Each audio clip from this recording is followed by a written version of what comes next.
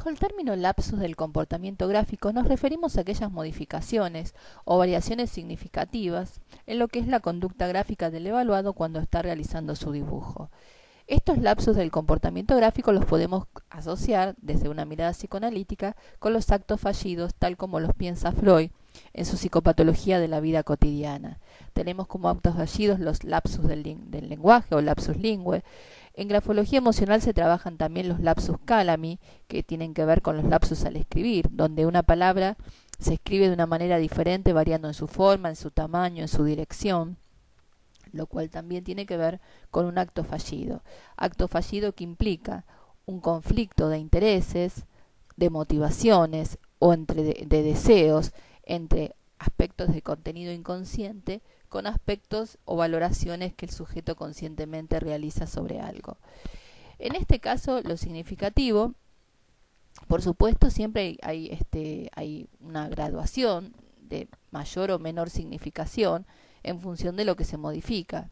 A veces solamente pasa, por ejemplo, por una modificación entre un dibujo y otro del tamaño, que pasa de un tamaño pequeño a un tamaño grande, a veces en el estilo de trazado.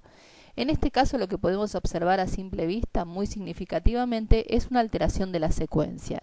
Si bien lo primero que llama la atención es esa figura 8 abandonada y retomada luego en el ángulo superior derecho, previo a esto ya hubo una alteración, un lapsus del comportamiento gráfico cuando terminó de graficar la figura 5. La figura 5 es la que tiene los puntitos y los puntitos de tangente. Cuando hace la figura 6, que está en el ángulo inferior derecho, podemos ver que hace desborde, que el tamaño es muy grande y que cambia la secuencia. Venía con una secuencia vertical de arriba hacia abajo y cambia a una secuencia izquierda-derecha. No obstante, también hay como una modificación, si bien no tiene peso psicopatológico, de las curvaturas, ya que la sinusoide horizontal tiene una curvatura y media de menos. Lo que sigue luego, en la figura 7, es que comienza a hacerlo, pero también es rara la secuencia. Hace dos líneas verticales, hace el ángulo de la derecha, luego el rombo izquierdo y no le queda como espacio porque ve que si agrega el ángulo a la derecha chocaría con la figura 7. Ahora, no obstante, no usó la goma de borrar. Sabemos que nosotros le ofrecemos la posibilidad de borrar. No es que la colocamos al igual que el lápiz suplente, como hemos comentado en lo que es la metodología en la administración de test en otros trabajos, pero siempre está la goma presente. Y no ha borrado, sino que directamente abandona el dibujo. Algunos lo tachan, hacen como una cruz y lo tachan.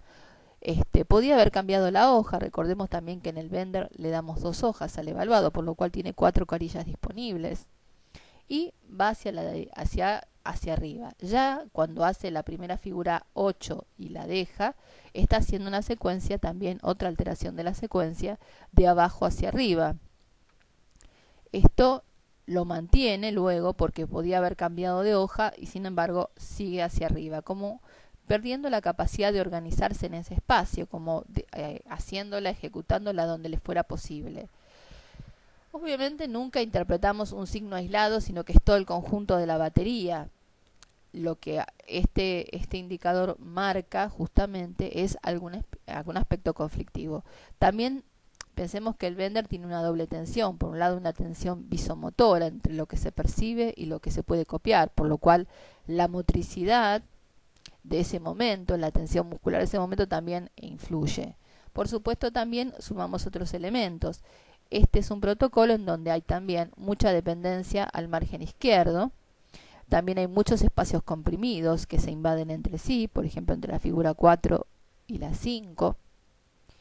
El tamaño muy pequeño en la figura A, que es la primera. Y no está muy bien lograda la figura 7 en cuanto a lo que hace la intersección. Esto da cuenta, unido a la secuencia vertical de abajo hacia arriba, de rasgos de oposicionismo, de dificultades de planificación y organización, que es lo que implica justamente las alteraciones significativas de la secuencia, sobre todo cuando esas alteraciones se dan cuando la persona se acerca al borde inferior de la hoja, es donde debería reorganizarse para ver justamente cómo posicionar la próxima figura.